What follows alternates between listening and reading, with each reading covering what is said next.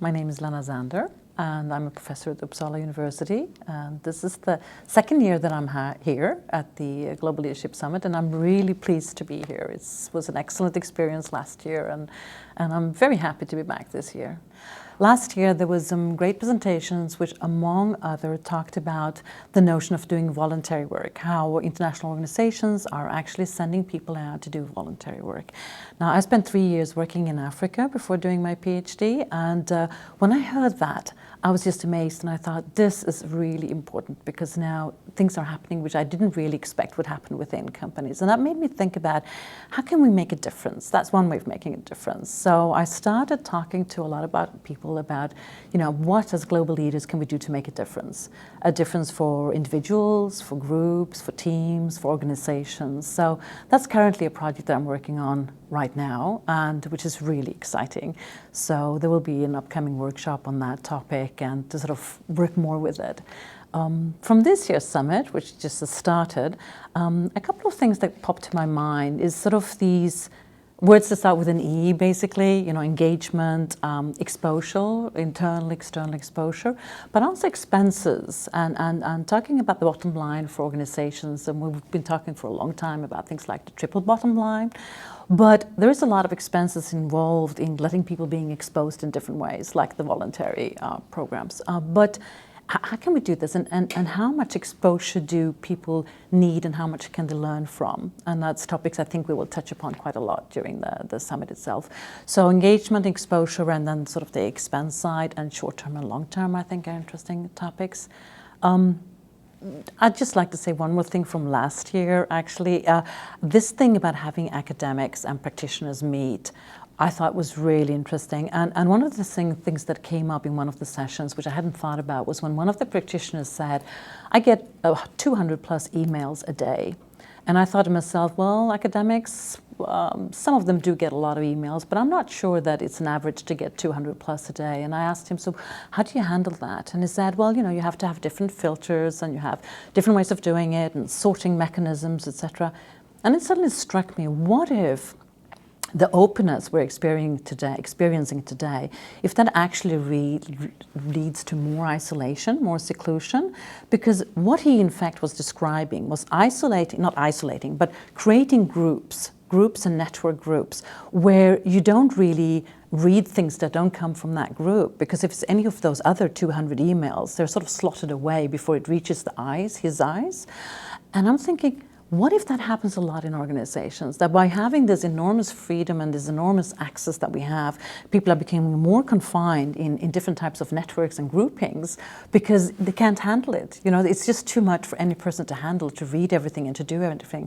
And I think that's an interesting dilemma, that sort of, or maybe it's even a paradox, I'm not sure yet. But that idea has been sort of on my mind since last year. So I'll see how that works out in this conference, and if there are more ideas that come up along those lines as well. Now this is touching on a question which I think is really difficult, and it's been on my mind actually for years. How do we make an impact? How do we have an effect? How do we reach out to the people that we want to reach out to? And my research is within global cultural leadership, yes, but recent research with a lot of focus on teams. My earlier research was much more sort of wider in the cultural area, cross-cultural management, but it's now much more on leadership aspects, organizing work in teams, for example, global virtual teams, etc. And one of the things that sort of has struck me is how do we get things out, and how do we get it out to people who are they're overstressed, they don't have time to read, they don't have time to barely listen to things, they have so many things going on. So I sort of for a long time felt that if I reach out to the students, I'm really happy with that. A couple of the students in the class, if they get engaged in these type of issues, if they find it interesting to understand about different cultures and the way that we can interact and learn from each other, sort of the positive aspects and not just sort of those negative, we need to handle, we need to communicate, we need to get over, but also what type of positive aspects are there? What can we learn from each other? Will we become more creative, etc., etc.? Then I found that one way maybe to reach out with practitioners after talking to a number of practitioners that the answer seems to be very similar. Keep it short, keep it simple, preferably with graphs, pictures, graphs, and easy words to remember, models and stuff. We all know that. But I've been trying to think, what is the format for that? And it turned out that this last year I found 2 different formats. And one thing that we started at Uppsala University is a blog that runs in the sort of Uppsala local paper, where people join in from different parts of the universities and they contribute, you know, a few weeks on a trot, and you reach out sort of to everybody, like kind of thing. So it's more in a layman language kind of thing.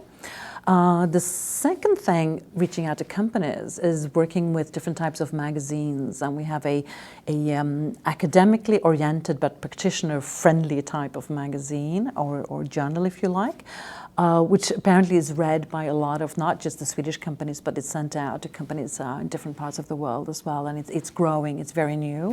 And here what we do is we basically have shorter articles where we tend to focus on one story, keywords, models if you like, and the editor has got this beautiful idea of having artwork in there. So every article has a piece of artwork, and the artists, they contribute with their artwork without being reimbursed, because they recognize that this is a way for getting their artwork out.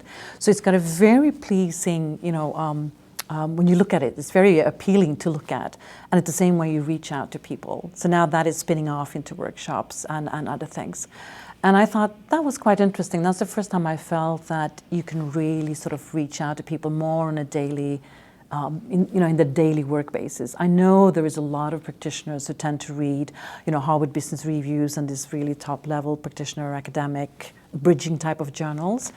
But you also have a lot of them that don't, who just want maybe that idea or those set of words or a model painted up in front of them that they can pick down from an abstract level and apply. So I guess, you know, that's what I'm sort of trying to do. And saying that, it doesn't mean that I'm leaving out my students. I'm still focusing on my students. But I think maybe that could be a way to have more impact than what I've felt earlier has been quite a difficult and challenging task, actually.